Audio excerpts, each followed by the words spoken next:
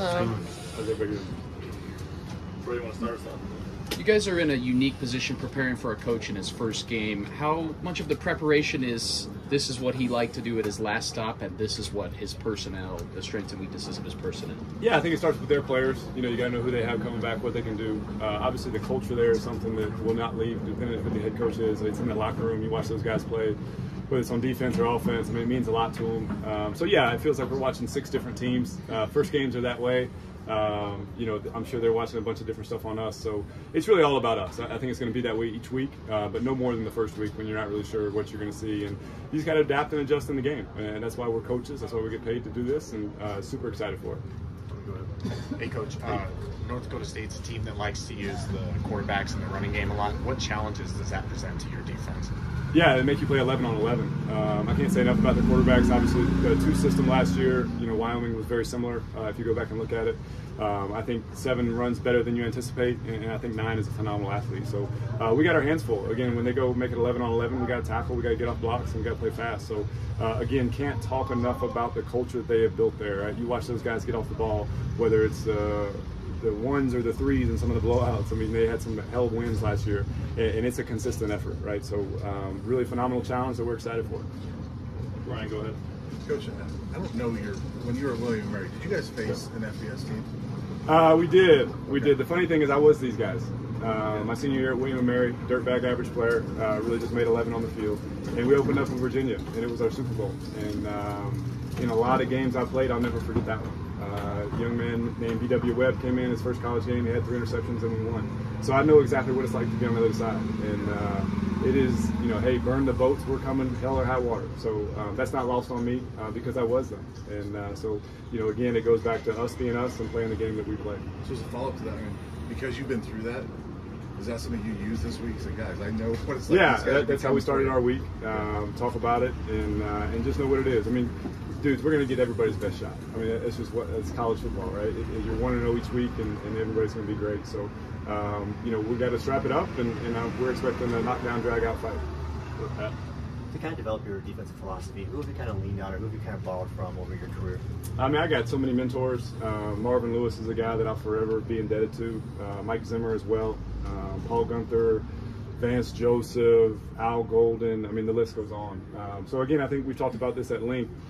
Maybe you take a little bit of what Zim did, a little bit what Al did, and it's just about our guys, right? If we have a dominant front 4 that can rush the passer, then the coverage part should be easy. If we got to heat them up, then we got to do some other stuff that maybe Zim did. So again, I wouldn't be here without those guys. I'm forever indebted to them and owe them many things. All right, go ahead. Coach, going back to in terms of the preparation from North Dakota State, new coach, as you talked about, yep. They also are probably going to be coming at you with the power rushing attack. It's not really what the offensive guys here are used to. Yeah. You feel like you're getting a good look in practice and able to replicate it kind of well enough to give you a good look. Yeah, it's like anything. Nothing is ever good enough till you get to the first game, right? I mean, God bless our scout team guys, but they're looking at a card. To our assistant coaches' credit, they've been on top of this. We've been carding stuff. Again, it seems like we're watching 6 different teams, but we've been doing it every walkthrough. So there's time on task there. But like all first games, you're going to look up midway through the first quarter, start of the second quarter, and you say, okay, hey, this is what it is. And then you got to adapt and adjust. And it all goes back to putting our guys in position to be successful. And some calls might change. There's never huge in-game adjustments, but move some guys around and just let the guys go play fast and free. Jake, go ahead. Coach, just in terms of week 1, will it be like the spring game for Travis in the secondary in terms of how versatile they are moving around? I think it's just by matchup. We'll have to wait and see. They got to come to the game to watch that one. So again, we talked about it. Travis is unique in many ways. So however we can get him on the field and do as many things as we can, we'll try to do it. Jack, go ahead. I'm just curious in your linebackers room, just how have you seen that room kind of morph throughout fall camp? Yeah, there's been competition each day. Coach Hart, Coach Hilo, they do a great job with those guys. So there's competition. Guys want to play. That's the beauty of college football is only X amount of guys play. So I'm excited to see how when the lights come on Thursday night, I'm sure we'll have a bunch of packages and a bunch of different guys flying around. And they have put everything they have into it. So the football gods should bless them with a play or two. Go ahead. A lot of the players have talked about their specific position coaches and how much they've meant to them. Coach Shermer talked about his connection with Shedeur. Do you have any individual players or a group of guys that you lean on or have a connection with? I'm the one that loves all my kids, but I think just defensively, right? Leaders, who are they? Cam Silman Craig is is just a phenomenal kid, phenomenal leader. Think the world of him. You know, Shane Cokes up front is a guy who's been through the hard times here and has made it out on the other side. You know, Trevor Woods has done a great job, and the list goes on and on. So it means a lot for those guys that have stuck it out, that were here last year, and the newcomers have done a great job adapting to our culture. Brian, go ahead. Coach, you being a first-time play caller, yeah, has it been a benefit to you going against Pat Shermer in practice, just being a long-time play caller on offense? Yeah, I heard some of Pat's answer. I paid him a lot of money and said those good things, so I will have to pay that debt. You know, it's the beauty of Pat is that you can see 3 different offenses, right? So obviously with Shedeur, you're going to see something. You know, he can. Hey Pat, can I get some? You talked about the different personnel groupings that we might see on Thursday night. Can I get some of this? Can I get some of that? And he can just adapt and call it. So I lean on him a lot. He's obviously been in this seat. You know, he knows what it's like. I can walk down there and knock on his door, and he's great. And then the head guy. I mean, the head guy is just phenomenal. I can't say enough about Coach Prime.